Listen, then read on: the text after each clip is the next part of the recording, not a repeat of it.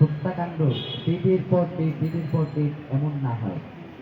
যদি এমনটাই হয় তাহলে আপনাদেরকেও জানিয়ে রাখি, আপাতত বিক্ষোভ মিছিল, এর পরের দিন হয়তো অবরোধ, এর পরের দিন যমুনা ঘেরাও, এর পরের দিন পররাষ্ট্র মন্ত্রণালয় ঘেরাও, এর পরের দিন হয়তো আমরা সংসদ ভবন ঘেরাও করব।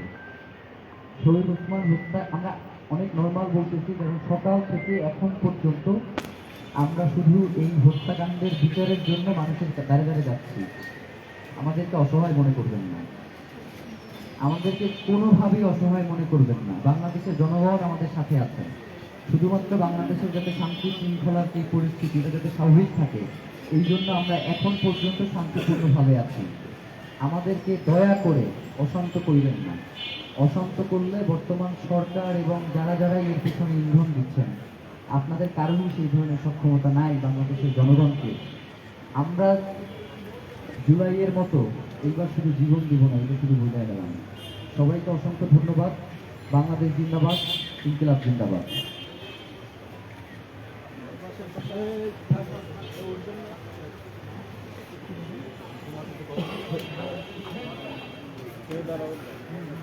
প্রশ্ন প্রশ্ন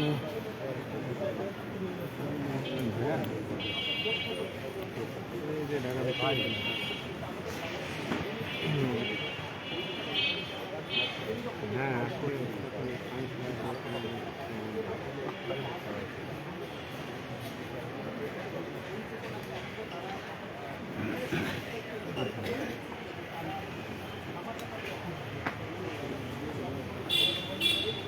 আচ্ছা, প্রথমত বাংলাদেশে যখন এই কথাটা আসলে কেউ বলে না, আমি যখন বাইরে ছিলাম যে তখন বাংলাদেশের বিভিন্ন ব্যবসায়িক গ্রুপ তার নিজের ব্যবসা এবং তার ক্ষমতার জন্য বেশ কিছু মিডিয়া তারা খুলে রাখা অলরেডি।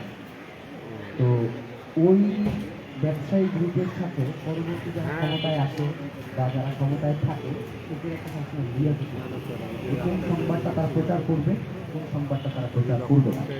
তো আমার কাছে মনে হয় যে শহীদ ওসমান হাদির ব্যাপারে মেইন স্ট্রিম যারা মিডিয়া রয়েছেন তারা এখন পর্যন্ত তাদের জায়গা থেকে বলবার চেষ্টা করছেন, এবং আমাদের সাংবাদিক ভাইয়েরা যারা আছেন তারাও অনেকাংশেই বলবার চেষ্টা করছেন। অনেক সময় দেখা যায় তারা এখান থেকে রিপোর্ট নিয়ে যাওয়ার পরে ওইখান থেকে এটাকে বাধা দেওয়া হচ্ছে, তারা প্রকাশ করছে না।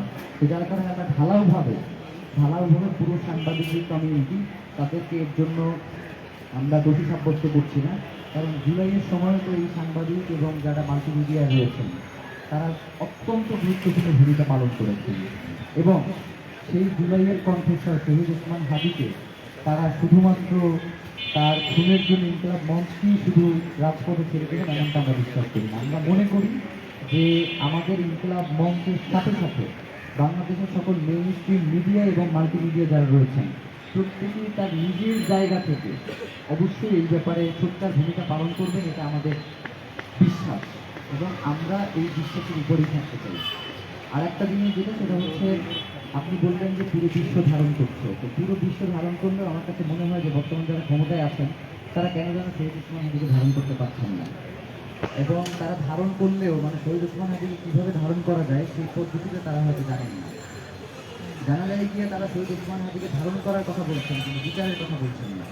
রাজনৈতিক দলগুলো শহীদ ওসমান হাদিকে নিয়ে ডকুমেন্টারি বানাচ্ছেন কিন্তু বিচার দাবি করছেন না। এই যে ব্যাপারগুলো, এই ব্যাপারগুলো তো অসংখ্য প্রশ্নের জন্ম দেয়। তো এই জন্য গতকালকে দেখবেন যে শহীদ ওসমান হাদির স্ত্রী একটা পোস্ট দিয়েছেন, সেইখানে তিনি বলেছিলেন, রবীন্দ্রনাথ একটা লাইন কোট করেছিলেন যে সহজ কথা যায় না বলা সহজে। তো আমরা এই সহজ কথাটাকে যদি সহজে না বলা যায় আমাদের কঠিন করে বলবো ইনশাল্লাহ। সহজ কথা যদি কারো কর্ণকুসরে প্রবেশ না করে সেটাকে কিভাবে সীসা ঢেলে দেওয়া যায় কানের ভেতরে, সেই চেষ্টা আমাদের রয়েছে এবং সেটা আমরা ইনশাল্লাহ বাস্তবায়ন করব। আর কারো কোনো প্রশ্ন?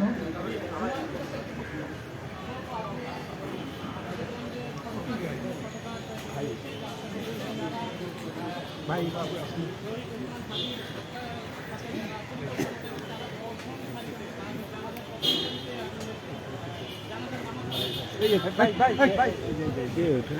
আমি যেটা বলেছি আমার মাথার মধ্যে মনে হয় যে হয়তো কেউ কেউ জায়গা যখন দুই সাইডে থাকতে পারে, এটা খুব দারুণভাবে স্পষ্ট যে রাষ্ট্রপক্ষ আমাদের বিভিন্ন মাধ্যমে বিভিন্ন জায়গায় যখন আমরা রাষ্ট্রের সহযোগিতা কামনা করছি, একটা পক্ষ যখন আমাদেরকে সহযোগিতা করতে এগিয়ে আসে সেই সহযোগিতাটা বাস্তবায়ন হয় না আরেকটা পক্ষের অসহযোগিতার কারণে। যদি রাষ্ট্রপক্ষ আমাদের সহযোগিতাই করতো 90% হয়ে যাওয়ার পর চার্জশিট এতদিন সময় দেওয়ার পরে যেই চার্জশিট 90% তারা বলেছিল সেটাতে বেসিক্যালি 60%ও নাই। ঘটনার অকারেন্সের পরে থেকে আছে, এর আগে কোনো ব্যাকগ্রাউন্ড, কোনো হিস্ট্রি, মোটিভ কিচ্ছু নাই। তো রাষ্ট্রপক্ষের যদি সহযোগিতাই থাকতো তাহলে তো আমাদের বিচারকে তেমন মাঠে মাঠে পড়ে থাকতে হতো না বা আমাদের এত দাঁড়ে দাঁড়িয়ে যেতে হতো না।